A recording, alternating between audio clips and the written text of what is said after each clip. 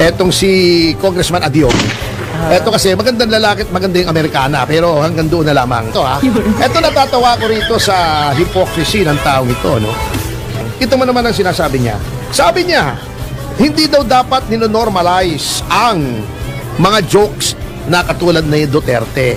No matter how you say it, utter it, whether it's a joke or not, you are not allowed to say things about killing other people. No? Kayo hindi dapat ninonormalize dahil hindi kayo normal. Hindi normal yung pinaggagawa nyo. Kayo ang abnormal dyan eh. Ha? Yung ilang miyembro ng Quadcom. Alam nyo, natataka nga ako, walang nagre-reklamo eh. Kasi kayo lang dyan eh. Ha? Na dapat i-strike out from the records yung inyong mga pinagsasabi kasi unparliamentary. Hindi nyo lang alam ang gusto. Tinatakot nyo. Ipapakontempt kita, you are lying. O sasabihin pa ni Adyong doon sa kliyente ko, puro pakyut ka lang. Kung ano-anong insulto, tatawagin nyo yung mga tao dyan, pathological liar. Yan ang hindi dapat dinonormalize, Bok. Ha? Sabi niya, we have to draw the line. Sabi niya, it's time really to draw the line. When do we allow these things, this kind of talks, to to go unscathed and without even a sense of impunity? It's not right to normalize this, and we just allow public officials, former or incumbent, to go around and throw all these threats arbitrarily. May gana kang mag-criticize kay Duterte. Anak ng teteng ka naman, buhay ka, oh.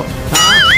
Kanina, yung kay General Torre na nagdemanda siya, dinidepensa niya yung kanyang pagdemanda at nagchuchua naman yung mga the usual suspects. Oo, katulad nito, ito ha. Ito natatawa ko rito sa hypocrisy ng taong ito, no? Etong si Congressman Adyong. Eto kasi magandang lalaki at magandang Amerikana, pero hanggang doon na lamang. Ito mo naman ang sinasabi niya. Sabi niya, hindi daw dapat ninonormalize ang mga jokes na katulad ni Duterte.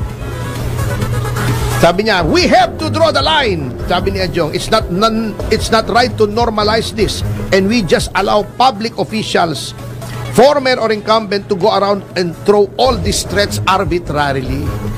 Eh bakit kayo dyan sa Quadcom? Hindi nyo lang alam ang gusto. Tinatakot nyo. Ipapakontempt kita, you are lying. O sasabihin pa ni Adyong doon sa kliyente ko, puro pakyut ka lang. Kung ano-anong insulto, tatawagin nyo yung mga tao dyan, pathological liar. Yan ang hindi dapat dinonormalize, Bok. Ha? Yan ang hindi dapat dinonormalize. Yung asal nyo dyan sa Quadcom, yung pinaggagawa nyo sa Quadcom, yan ang hindi dapat dinonormalize. Ha? May freedom of expression yung tao. Kung merong magre-reklamo, hayaan nyo, pero sasabihin nyo, we should not normalize. Kayo ang hindi dapat dinonormalize. Ha? Ha? Kayo ang abnormal dyan eh. Ha? Yung ilang miyembro ng Quadcom. Sigarin, sasabihin, pathological liar. Alam nyo, nag-congressman kayo, nag-member kayo ng House of Representatives, hindi nyo alam ang ibig sabihin ng parliamentary conduct. Unparliamentary yung mga ganyang lengguwahe. Ha? Bok. Ha? Bok Adyong. Yan ang distinguish yung kamag-anak mo, si General Adyong. Kilala ko yung personally. Napakabuting tao. Ikaw yung asal mo, unparliamentary. Bago may gana kang mag-criticize kay Duterte, anak ng teteng ka naman, buhay ka. Oo. Ha? Ang unparliamentary conduct, may mga words na ginagamit na offensive na hindi dapat nilalagay sa records ng House of Representatives. Kasi, kaya nga tinatawag yan August Chamber. Anong ibig sabihin ng August? Disente, kagalang-galang. Kaya nga tawag sa inyo honorable. O, yung ilan sa inyo sa Quadcom, were you honorable sa pinaggagawa nyo? Sa mga testigo nyo, puro insulto. Alam nyo, natataka nga ako, walang nagre-reklamo kasi kayo lang dyan eh. Ha? Na dapat i-strike out from the records yung inyong mga pinagsasabi kasi unparliamentary. Wala nang decorum dyan sa House. At sino nag-umpisa? Kayo sa Quadcom. Pagkatapos sasabihin nyo, do not normalize these kinds of attitude. Kayo hindi dapat ninonormalize dahil hindi kayo normal. Hindi normal yung pinagagagawa nyo. Sir, may reaction dito. Sabing ganun, sa panahon ni Apo Makoy, ang sikat na cooperative ay Masagana 99. Oo, yan sa bigas yun eh. Sa panahon ni B, ay masaganang Quadcom. Nakaw dito, nakaw doon. Sabi ni aligasyon pa lang naman yan. Aligasyon lang po yan ha. What is your violent talaga reaction in the comments of Commodore Tariela about West Philippine Sea issues po? Nagkasagutan sila ni Kong Dante po about it. Alin? Yung West Philippine West Sea? Philippine Sea. Kong Dante? Sino po yun? Marcoleta. Okay. Yun po. Hindi, kasi sinasabi ni Congressman Marcoleta, walang West Philippine Sea. Sinasabi ni Tariela meron. Alam nyo, ang base, actually, kung tatanungin tayo, o kung ako, meron bang West Philippine Sea? Sa mapa wala eh. Hindi. Ang sagot kaya yes and no. Yes and no. Okay.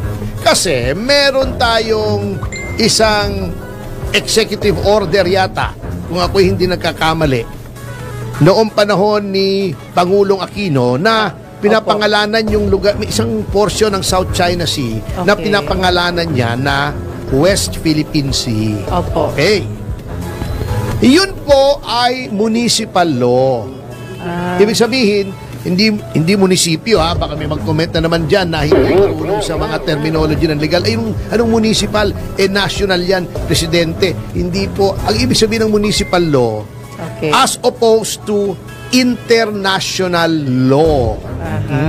Kasi when you go into terminologies ng mga lugar, ng mga dagat, dapat po yan ay sinusunod natin ang mga pamantayan ng international law. Yan. Ano po ang international law? Ang international law po, walang international na legislature. Okay. Paano na di-develop ang international law? Custom, yung nakagawian na ng maraming taon na hindi lang 5 taon, 6 na taon, daang taon. Ang ganon. Yung kinagawian na, halimbawa yung symbolism ng puti at saka ng gray na ships. Pag puti, Coast Guard, ibig sabihin civilian. Binabantayan lamang yan yung coast. Pag nagpadala ka na ng gray ship dyan, warship na yan, navy na yan, military na yan, parang nakikipagdigma ka na. May mga ganyan yan eh, na mga international custom or may embahada ang, let's say, ang Francia dito sa Pilipinas. Under international law, yung pulis natin, dapat pinoprotektahan nila yon. Yung embassy na yon. May mga ganong international law. Since walang nagbibigay ng batas ng international law is based on consent, custom, tradition, long usage. Yan, and mga convention. Kasi walang pulis. Again, iulitin ko ang difference ng international law sa municipal law or domestic law na sinasabi. Dito may batas. Diba? Okay. Tawa tuloy ko, naalala ko kay Kim Chiu di ba? Yung sa classroom, may batas. Bawal lumabas o bawal lumabas. Natawa ko, sorry. Naalala ko